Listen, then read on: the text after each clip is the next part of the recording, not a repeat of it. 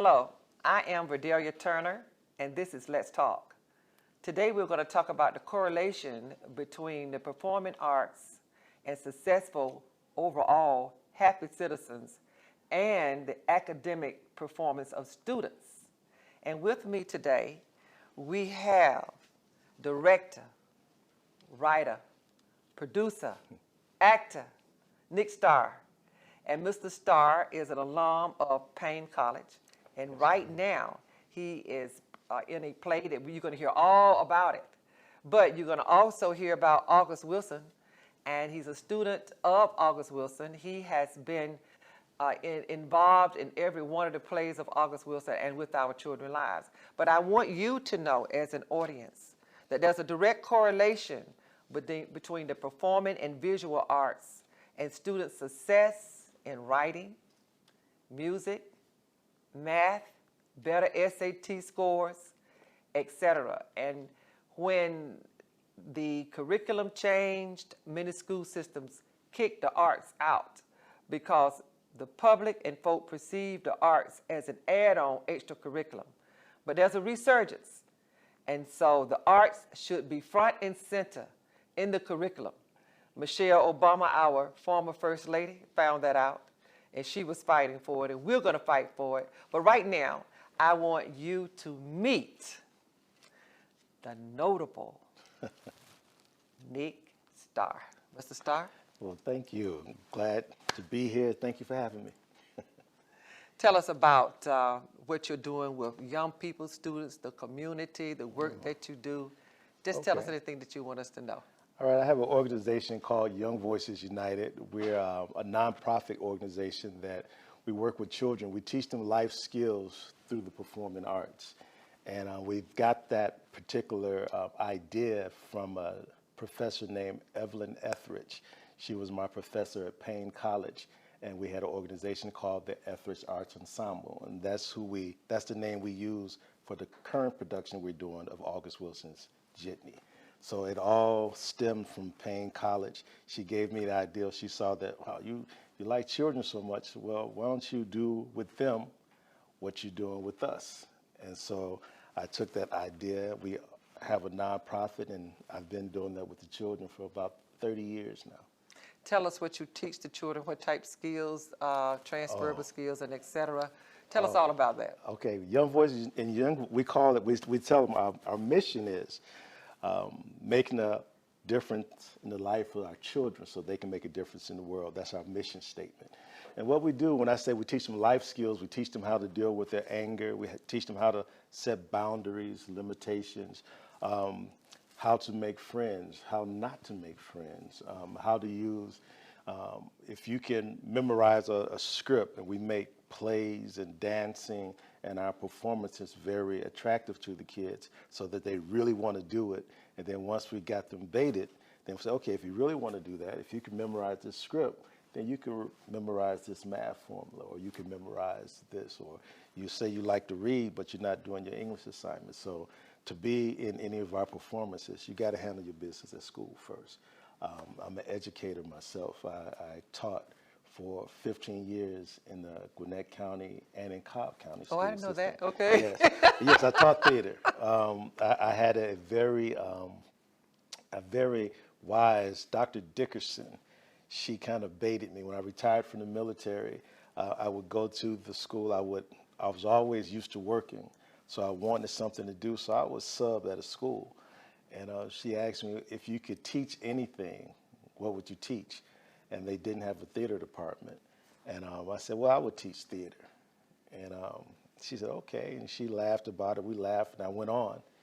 And then maybe 2 weeks later, I come back there to sub, and she had this stack of paperwork for me to fill out. And it was for a provisional. I didn't even know what that was at that time. Mm-hmm. But she told me, she gave me a little buggy, and she gave me a cart with some lights on it. And she said, okay, this is your class. You'll go to each class at certain times of the day, and you'll teach. So I said, well, I have a degree in sociology. And she said, well, okay, we'll work on that. And this young lady, she took me through the whole thing. I got certified. I ended up teaching for all those years, theater. So when I tell you, you say the correlation, it is real. A lot of those children will come to school just so they can have an opportunity to express themselves, and theater and dance and music gives them another way to do that, other than just sitting in the classroom. And the math and the English, science, all of it is great, but you still have to get them, you got to get them wanting to hold Motivated. on to that. Yeah. Uh-huh. So tell us, the students that you taught, what are some of the specifics that you had to teach them that might be some of, I know it's interdisciplinary teaching, such as writing and speaking and projecting and communicating and that kind of thing, and being artists, even designing. I don't know if y'all design sets or anything like that, but speak to us about that, what schools could teach. Yes, my children did it all. Usually in a school system, you'll do a show maybe at the beginning of the year, and then you have the end of the year show. Well, each of my classes had their own shows. Each of my classes, they built their own sets.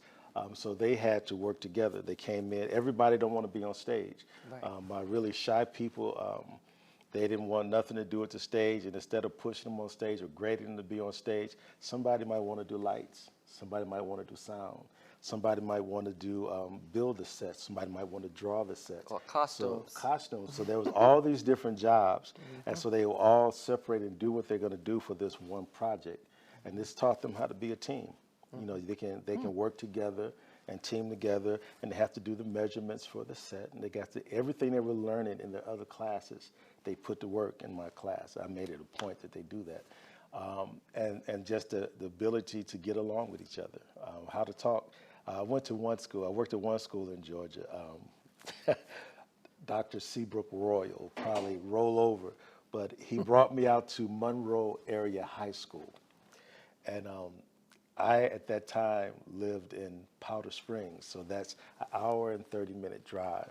But that school, what made that attractive to me and my wife she's my right hand, so she's in with me in everything I do.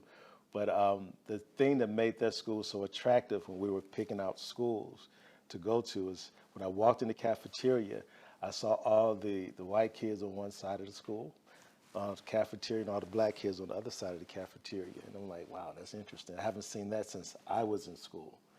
By now somebody would mix, but these kids, it wasn't that at all.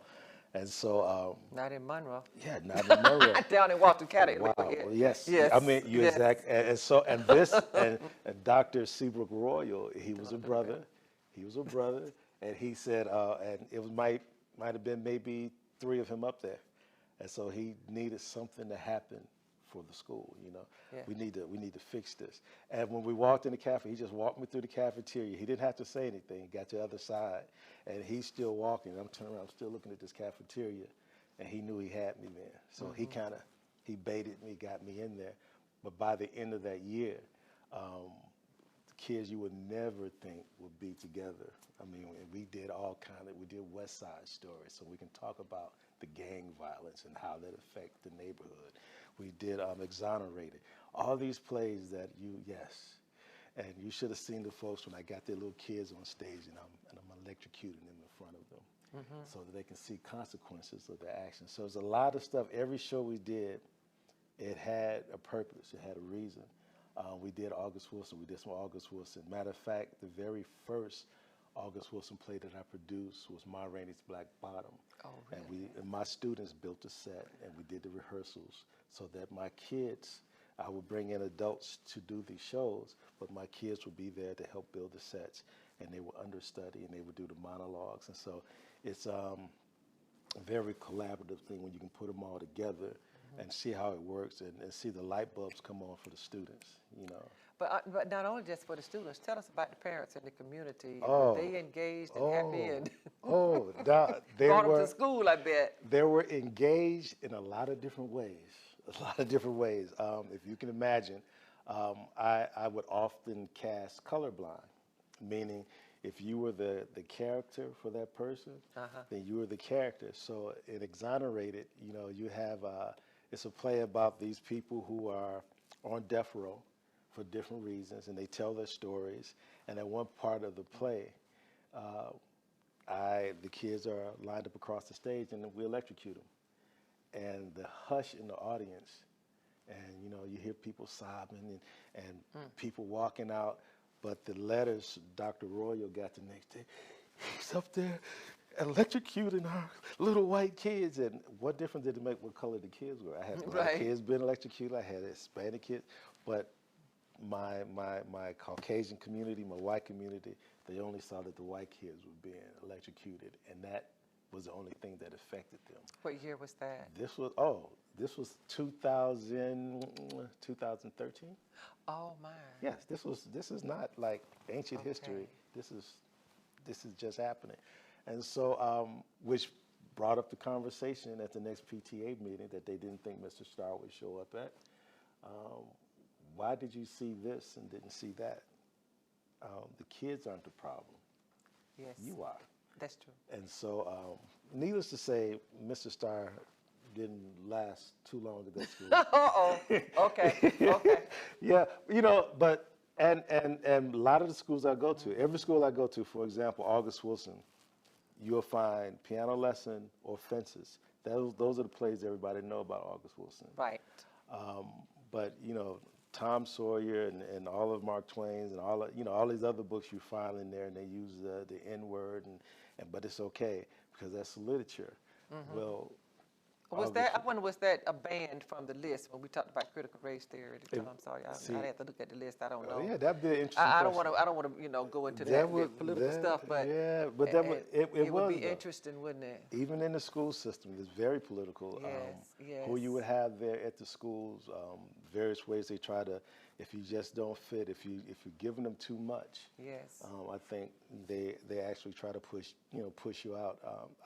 I saw one or two books of August Wilson, so I thought it was important, especially at a high school. I didn't do it with my middle school kids, but with the high school, for them not to have a complete set, and I would order it, and I would wait for the first month, the books didn't come in. Second month, the book don't come in. Third month. So by that third month, then I buy a set. Right, then the teachers, we start buying. Yes. Exactly. I put the set in the library, yes. and they said, well, it takes a long to order.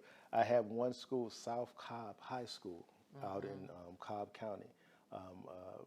Dr. Hosey, avid August Wilson fan, and he didn't, as long as you were teaching them the right thing, I gave them straight history, no chaser. I gave them everything real. And as long as you're giving them real and you can validate it so that when they come question him, it's validated, he was cool with it. But everybody don't have your back like that. I mean, that's probably the only high school that ever taught that really I felt, okay, you can teach what's real and not worry about it. Well, that gets me a segue into something that I didn't even know I was going to talk about. In fact, we could talk about August Wilson and the value of his plays. We could just talk about that for hours. Yes. And the richness of literature, period, and types of plays. But, for the listening audience to know that the quality of schools depend upon the adults who are running them and their politics. And many times our school boards are trying to do the best that they can, and we have a few sometimes on boards who are there just for political stepping stones, unfortunately, or to give away real estate. I won't mention that in the capital cities around here. Right. However, the quality of what we learn it depends upon, and I want everybody to hear this, the exposure that you give to students, and the amount of resources that communities have and parents have in order to expose, because parents are the first teachers. Yeah. So, and many times our teachers are hindered, and beautiful, wonderful teachers of talent, such as yourselves, and from doing the best and optimum job that we can do, because our hands are so tied. And in fact, that's how I got involved in the teachers union. Not for the sake of unions. I know nothing about no unions. I did not. And I got some problems with unions now, and I'm a union president, but I also have a love for what unions could do. It's all about balance, and it's all about who's heading up anything, okay, and what's in their heart. Now, I want you to tell us about, you said you were from Chi-Town. Chi-Town. And Chicago is a derivative of mushroom. That's where that name comes from. That's the teacher in us. Yes. But we want you to also know JITNEY. Now, I was Yeah. talking to a guy from 100 Black Men this morning. He's from the South, and he said, that sounds like Chicago. I said, I'm sure it does. Yes. So tell us about that play, Jitney, a little bit, and where Jitney will Okay. be seen next, and et cetera. Okay, well, Jitney is that's actually August Wilson's very first play. After August Wilson, he quit school somewhere around 8th grade, 7th, 8th grade. He ended up quitting school because he turns in some paperwork, turned in an essay or something that the teacher had him write, and she didn't believe it. She didn't think he wrote it. So she told him he plagiarized it, and she put him down, and so he stopped going. Naturally talented. He started going to the library every day so he could make his mom think he was going to school. So he'd go to the library, read everything, or he'd hang out at the pool hall, and or he'd go to the barber shop. But the whole time he was going out in the community, he would hear these stories, and he would write these stories down, and he would write them down, and he had all these notes. Actually, in the play, the character Youngblood, that was what they called August. The neighborhood guys, because there was always this young kid around writing, what you got in your notebook? Or what you think about this, young blood? Or what you think about that, young blood? And so that was actually his nickname. So by the time he got to the point where he was going to write this piece, he had been, I think it was Betsy Smith, was a famous blues singer back in the day. And it was listening to her and hearing her tell these stories that made him want to take his notebook and tell our story. And he wrote this play, Jitney. And when he wrote the play, that's why that particular one has all of the stories of all these different black men and all the things each of them going through, these different characters. And Jitney, just that term, Jitney in itself, there was a time where cabs didn't come to our neighborhoods. Right. Though this takes place in Pittsburgh, that name Jitney, that's another name for a nickel. For a jitney, you can go anywhere you want in town. And so they started naming it. That was the price of jitney cabs. So that was, they call them gypsy cabs, jitneys, but brothers would get together for lacks of having their own jobs or having their own work, or just to say that I own something. This is mine. I can put these men together and we can do something ourselves. It was a need in the community, and it was community service, so they put it together, and brothers actually did this. And it's so interesting. We was talking to some college kids the other day, and they didn't know, well, that they were actually doing that? Well, yeah, those were the first Ubers. Those were the first jobs. They wouldn't come to our neighborhoods, so we had to do something ourselves. And so it really was a community service. It really was people who saw it that way, or like Youngblood, he saw it as just a way to make some money. He didn't want to mess up his car. All of these different personalities were going on, and it happened in Pittsburgh, New York, Seattle, Chicago. Jitneys were everywhere, but it was mainly in the black communities that they were doing this. And since you have said that, one of the ways that we can bridge some of the gaps that exist between races is to appreciate everyone. That's it. And not just black. Y'all know I'm black, right? Anyway, I know everybody's gonna laugh. But I'm saying, but also we want to appreciate Caucasian. Oh, yes. We want to appreciate Asian. We appreciate definitely Indians, but we don't want to bury history or what people have contributed. We want to appreciate it. Yes. Because we are all, when we cut ourselves, y'all, we bleed one color. That's it. We bleed one color. And so going to plays and learning about each other, that's love. That's showing love. I tell them I tell the audience, we go together and we sit in the dark, black, white, and we had white audience. We had I black. saw, yes. People come see us, and even in the play Jitney, one of the lines that one of the characters says, Dub, one of the characters, Youngblood comes in, white folks, every time you get something they wanted, and Dub said, you need to stop thinking like that. White folks ain't even thinking about That's you. right. That's White right. folks, again, see, I'm tired of black folks sitting on their behind blaming white folks for something. White folks not even thinking about you. So, and you got brothers who still do that, They you still know. do So it brings it, and I can sometimes feel when lines like that come out, you know, and white folks might come and they want to hear the literature. August Wilson, I'm going to hear some literature. Then they come in and they feel like they've been beat on. It's an anti-white thing. No. Then they hear a line like that, they can almost hear them. They can hear them breathe. Somebody understands that it's not a colored thing. This is situation. This is where we are. This is where we live in, and we gotta see it for real, and then go home and talk about it afterwards. That's right. And in fact, Dr. King talked about our lack of communication and our lack of integration with each other as to why so many boundaries are there. And you know, I'm Christian, and I often think about what Satan tries to do: kill, steal, and destroy. And he'll do it any kind of way that he can. I saw the play JITNEY, and at one point I had to get up and leave. It was so real because I was looking at what these men were going through with each other. I thought about my brother and things that they didn't understand, the situations that they were put upon them, and some they put themselves into because they didn't understand. Right. And in the end, honestly, I was so afraid. I don't want to give away the play. I was so afraid, and I told one of the actors that something was actually going to go down for real with one of the actors. You know, I'm talking about play. I did not want that character destroyed. Now you're going to have to see it. Now tell the audience again where we're going to see JITNEY. Okay, the next opportunity to see JITNEY is October 28th at the Payne College in Augusta, Georgia, at the Hill Complex. Now, because of the ticket sales, because of the way things are happening right now, we might be moving it to a bigger venue. But right now, if you click on the Payne College Hill Complex, you'll see all the information there. And if it happens to change, because it's during their Renaissance festival that week, they will have the information for you there.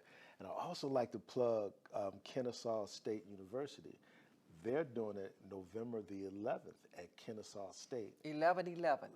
November 11th. And At Kennesaw State. Kennesaw State, directed by Miss Jacqueline Springfield. She's a teacher out of New York, and she's come to Kennesaw in Cobb County, and she's bringing JITNEY. That's big for those who don't know. So all of our senators and representatives and school board members and school teachers and everybody in Kennesaw, we want y'all to pack it out until nobody else can get in. Yes. Yes. Okay. Yes. Because now that goes to talking about, you know, how you're starving artists, that kind of thing, and you know, and when we go to Italy and we see David and everything, you know, let me tell you, y'all, one of the biggest problems that we've had with the arts over the years, because you know some of the artists they were commissioned when we were looking at, you know, the Renaissance paintings and all that kind of thing, and if they didn't have a sponsor, they couldn't do it. We couldn't appreciate art all over the world. And there's so many art forms, beautiful, that's everywhere. I'm not talking about the classics now. Some things should be classic, and they're not classified as classic. But our artists give us life, they give us joy, they give us color. They lift our spirits. You don't believe it? Why do you think Saul called for King, he wasn't king then, David, to play, right? That's it. Yeah. So we need our artists, and we want, it would be nice if the state just supported and the people supported, wouldn't it? It would be nice. It would be nice. Oh my God. So we want you to support, and look, and when you walk out of these plays, when you can tip them. Nobody's stopping. Now, he didn't tell me to say that. You can tip them. But we need to do something about how we are funding our arts. Especially since they're taking it out of the schools now. Yes.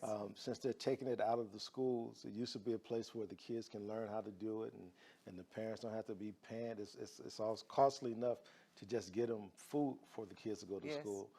Now, you know, they're taking the arts out. You know, kids have to go someplace else to take lessons. And at one point or another, they're doing this. It goes back to the community. It'd be nice if the community supported it and gave it back to the artists. I remember having a conversation by phone, and I'm just going to call his name Marvin Wine, and Bishop Marvin Wine, okay?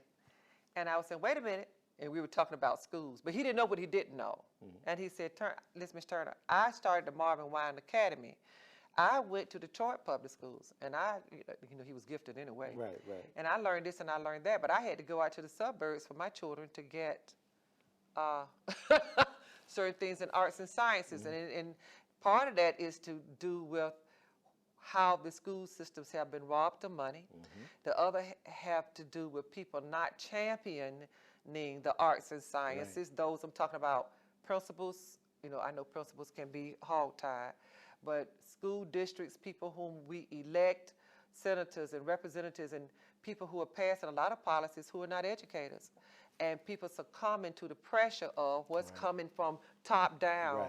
And y'all look, we're going to bring the arts and sciences back, and we need you to bring them back. This is pre-election, and of course this is going to be up on YouTube for a long time, so I want you all to share it. Whomever the governor is going to be in Georgia, whoever the president is going to be, whoever your senators and representatives are going to be, call them and keep the pressure on. They are not celebrities. They are public servants. I don't care how rich some of them have gotten in government. I mean, how rich some of them are. I am just saying, keep the pressure on, because America is, thank God, still a democracy. Yes, it is. That's what they say. That's what they say. That's what they It say. ain't gonna be one now if we don't make it one, and keep it going. So we need for the arts and the sciences in the schools, not only to be appreciated, to be funded. And in fact, we're sitting in Atlanta right now. Yes. And we know that a lot of movies are shot here now. Oh, yes. And we know that our government has made it quite a good, lucrative Yeah. atmosphere in order to be the Hollywood of the South. That's it. And I remember listening to NPR debate between some folk in Hollywood and here about what was going to happen and what's not going to be happening. We are so proud to have Tyler Perry here in this city. Mr. Perry, Yes, I hope sir. you, Yes. my dear, hello. I hope that you're listening and that you know this young man. They've done such a remarkable, good job. What else would you like for us to know before we close? Keep working. Keep it all in prayer. I don't know if you believe in PlayStation, Xbox, Buddha, or I'm a Christian myself. Whatever you believe in, we got to keep the faith, and we got to keep working together to try to make this thing happen. Please support any art. You know, you got a kid standing on a corner with a guitar, or you see some kid trying to do something, help them. Because if we lose our arts, we lose more than you really think. You know, we got to keep that going. And if we lose our arts, we lose our soul. We do. That's it. Thank you so much. It's been a pleasure. Appreciate you having me. All right.